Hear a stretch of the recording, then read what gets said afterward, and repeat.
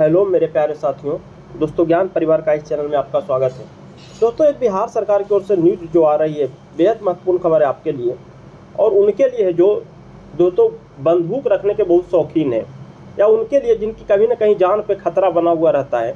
उनको लगता है कि हमें कहीं ना अपनी सुरक्षा के लिए कहीं ना कहीं लाइसेंसी हथियार की ज़रूरत है या ऐसे भी हथियार की रखने ज़रूरत है, क्योंकि दोस्तों पुलिस सबकी रक्षा नहीं कर सकती। किनको पर्सनल ज़्यादा उनको अगर दुश्मनों से खतरा रहता है तो दोस्तों कहीं ना कहीं सरकार उनको पर्सनल हथियार या लाइसेंसी हथियार मुहैया कराती है। उसके लिए दोस्तों एक निकाला गया है और उसके लिए दोस्तों अभी ये भी बताने वाला है कि क्या क्या डॉक्यूमेंट लगेगा। चलिए दोस्तों अगर बात कर लेते हैं। दोस्तों एक बात बता रहा है कि चुनाव से पहले मुखिया व सरपंच को मिलेगा लाइसेंसी शस्त्र लाइसेंस, मतलब हथियार का लाइसेंस। ये दोस्तों पटना राज्य के जिला परिषद अध्यक्ष से दोस्तों निकाला जा रहा है।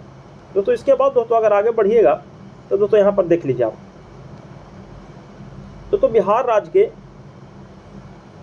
राज्य के जिला परिषद अध्यक्ष और वो उपाध्यक्ष, मुखिया, सरपंच, पंचायती राज से जुड़े प्रतिनिधियों, मुखिया, सरपंच, पंचायती राज से जुड़े सारे प्रतिनिधियों को दोस्तों अब सशस्त्र लाइसेंस लेने के लिए लंबा इंतजार नहीं करना होगा।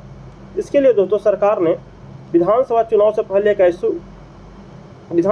से पहले ऐसे इच्छुक प्रतिनिधियों को इनको सशस्त्र लाइसेंस जारी करने के लिए तैयारी में है। गृह विभाग के अपर सचिव मनोज कुमार सिन्हा की ओर से जिलों को जारी आदेश में मुख्यमंत्री नीतीश कुमार की घोषणा को हवाला देते हुए कहा गया है कि पंचायती प्रतिनिधियों को सशस्त्र लाइसेंस आवेदन को डीएम निर्धारित समय के अंदर नियमानुसार निष्पादित करने के लिए कार्रवाई करेंगे। तो पंचायती राज डिपार्टमेंट राज्य व्यवस्था में जुड़े करीब 2.5 लाख जनप्रतिनिधि हैं। इन्हें बड़ी संख्या में जनप्रतिनिधियों पर कहीं ना कहीं सुरक्षा के लिए अपने सुरक्षा के हथियार के लिए जो सरकार का नियम है उसमें बहुत इंतजार करना पड़ जाता है। तो इसी कारण गृह विभाग ने सभी डीएम एसएसपी को पत्र लिखकर विधानसभा चुनाव से पहले सशस्त्र लाइसेंस निष्पादन का निर्देश दिया। तो इसका अर्थ ये हुआ कि सभी को ऐसे ही थोड़ी ना दे देगा। तो देने के लिए मिल जाएगा हथियार, लेकिन जिनको ज़रूरत है, जो अप्लाई करेंगे, जिनको कहीं ना कहीं थाना में मुकदमा दर्ज है, कहीं ना कहीं उनका जान का खतरा है, लगातार उन पर हमला हुआ है और वो अगर अप्लाई करते हैं तो दोस्तों उनको सशस्त्र लाइसेंस की आवश्यकता जो पड़ेगी उनको जारी कर दिया जाएगा। उसके हवाले देते हुए सशस्त्र लाइसेंस जारी करने की मांग को राज्य सरकार करते हुए आ रहे हैं।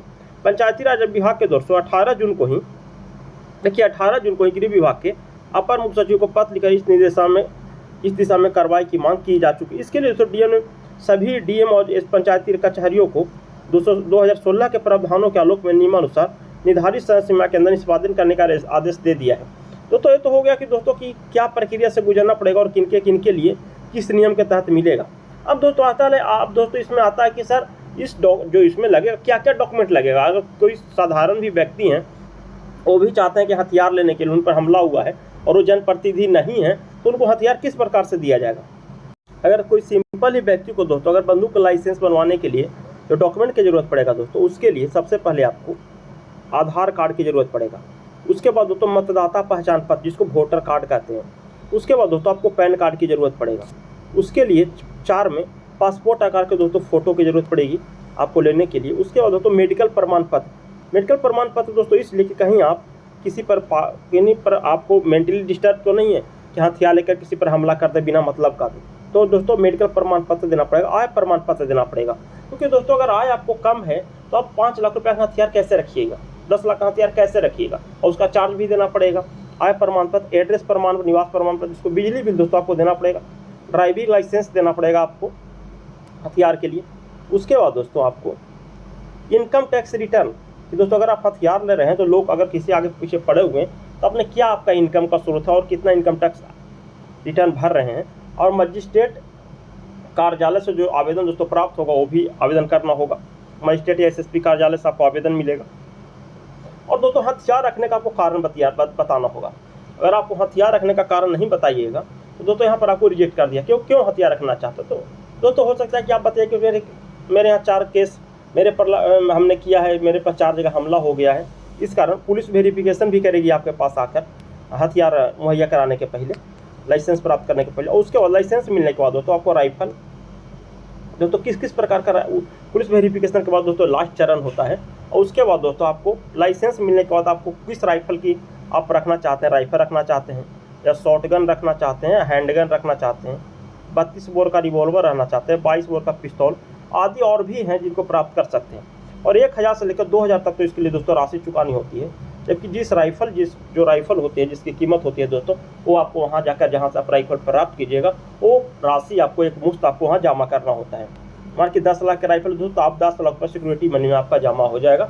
और जब आप और हाँ दोस्तों, एक बात और इसमें कि जब भी चुनाव प्रक्रिया कोई प्रक्रिया होगा तो उस समय सरकार घोषणा करेगी आपको लाइसेंसी हथियार जमा करना है, तो संबंधित थाना में दोस्तों, जो आपको नज़दीकी थाना, वहाँ जाकर हमको हथियार को जमा भी करना होगा। और जो हथियार में जो कुछ प्रारंभिक जो पैसा लगेगा हथियार के लिए दोस्तों, जो अप्लाई करने में, वो जो तो एक मुफ्त पैसा आपको जहाँ से प्राप्त कीजिए वो आपको सिक्योरिटी मनी के रूप में जमा भी करना होगा। जो भी साथी अगर पहली बार चैनल पर विजिट कर रहे होंगे तो चैनल को सब्सक्राइब कर लीजिएगा, अपने साथी को शेयर कर दीजिएगा। थैंक यू दोस्तों, लव यू और बेस्ट ऑफ लक।